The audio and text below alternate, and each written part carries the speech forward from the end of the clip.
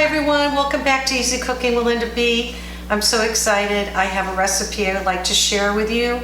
One of my loyal subscribers, Lady Smith 357, had sent to me her recipe for this amazing beer cheese dip. And oh my goodness, it is so good.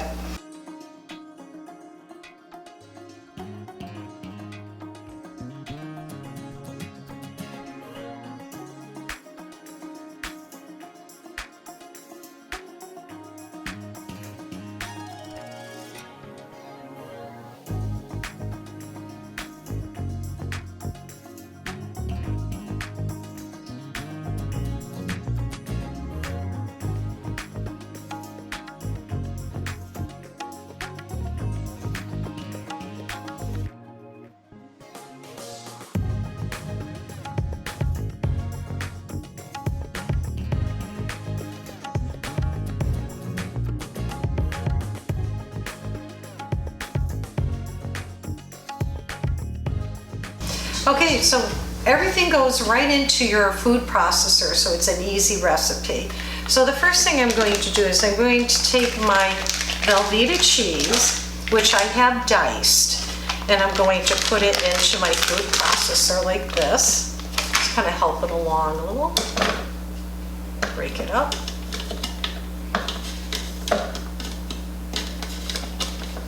Okay.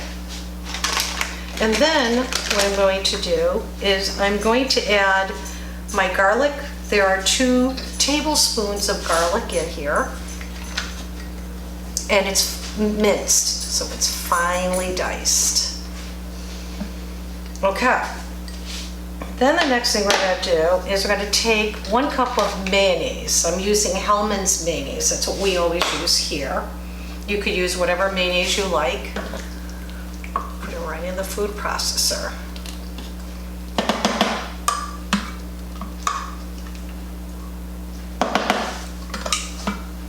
Get every bit of that goodness. Okay.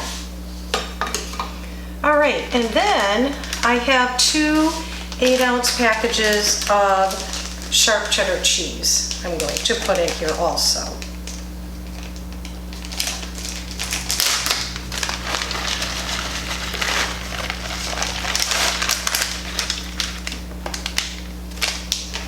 Push that down a little bit.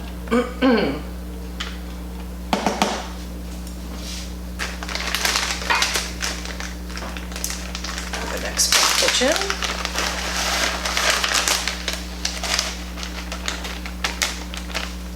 Okay. Very good.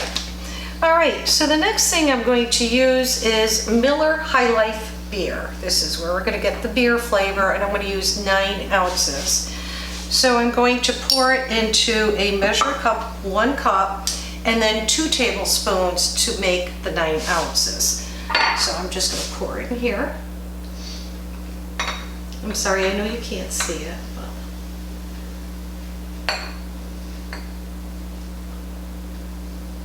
There you go. So that's 1 cup right there. The foam is above it. So I'm going to put it in here.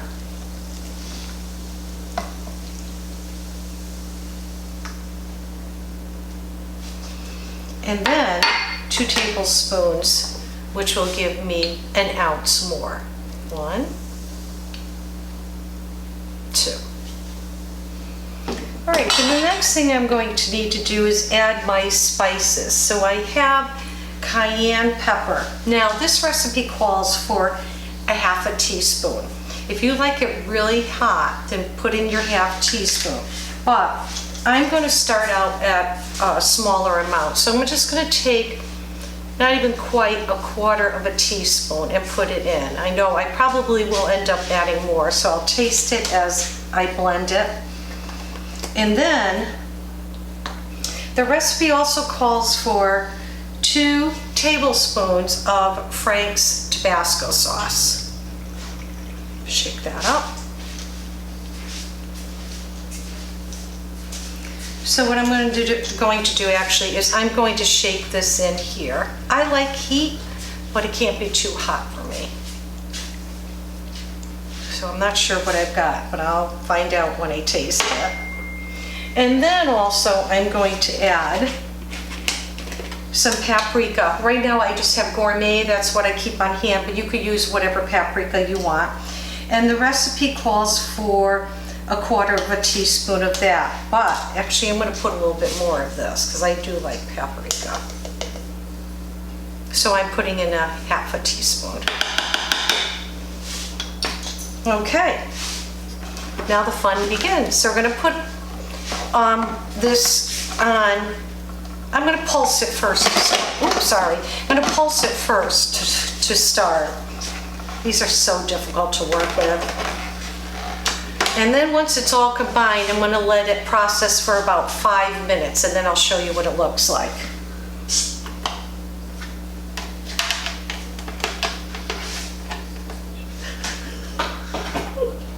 I always do that. Okay, pulse it. Sorry, it's loud.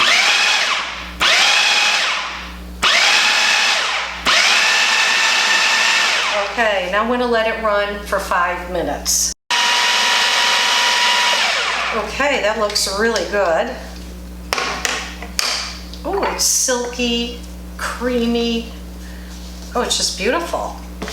So what I'm going to do now is I'm going to put it into a bowl, and then I'm going to refrigerate this. Lady Smith says it's best to let it chill for 6 to 8 hours. So this may be a day before that you'd like to do this before you have a gathering.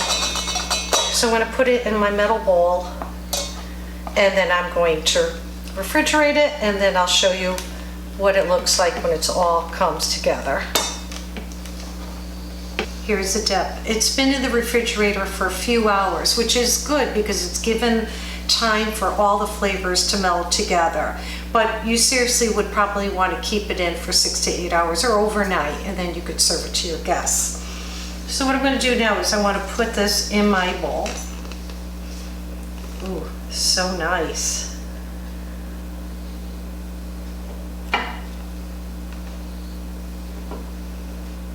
Okay, I think we'll put in about that much for now. Smooth it out.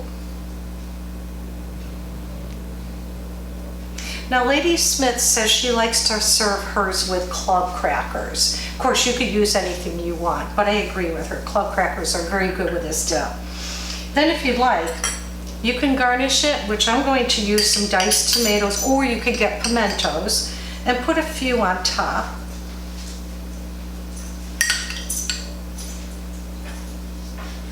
I love garnishes. I think it's eye appeal. Okay. And then also for a little color, I'm just going to sprinkle it with some parsley. Just like that. Okay, now it's time to taste this. I know it's going to be good. Dip some in here.